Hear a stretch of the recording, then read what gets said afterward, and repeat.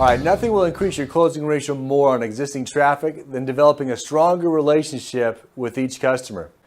Knowing all you can about the steps to a sale, or learning how to do a better walk around in a test drive, or getting all the product knowledge in the world isn't going to increase your income as much as having a plan to use each step of the sales process to develop a stronger relationship with everybody that you meet.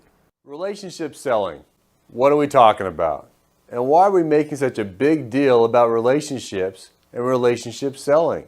Well, let me provide you a few illustrations to help explain. Your customers already expect you to be courteous, to be friendly and helpful. They expect you to smile when you meet them and give them all of your attention. They expect you to know something about your product and be able to answer basic questions and know where to get the answers to questions you may not know. They expect you to know your sales process and how to help them buy a car and take one home. They expect you to be organized and prepared for business when they are. And once you have done all of these things, you have met their expectations.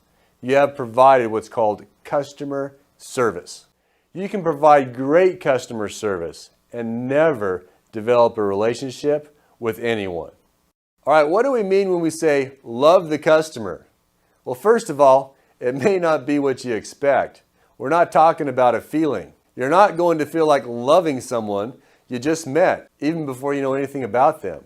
I'm talking about a decision, an act of the will. One definition of love says that love is patient, it's kind, and it's long-suffering, to name a few. The type of love we're referring to that can only help you become a better salesperson and increase your income is not a feeling. It's a decision to act in a manner you may not feel like acting despite the circumstances. Are you prepared to respond kindly with a smile and with love in your eyes and empathy in your voice and tenderness in your mannerisms to the next person who comes up and is rude to you and treats you with little to no respect? Well, I know that if I react to someone's rudeness, it won't help me win them over as a friend. But if I decide before it happens how I will act, and then I act versus react, then and only then do I have a chance to make that sale and become their friend. In fact, that decision to respond kindly to rudeness is so unexpected by rude people that they are often the easiest people to win over.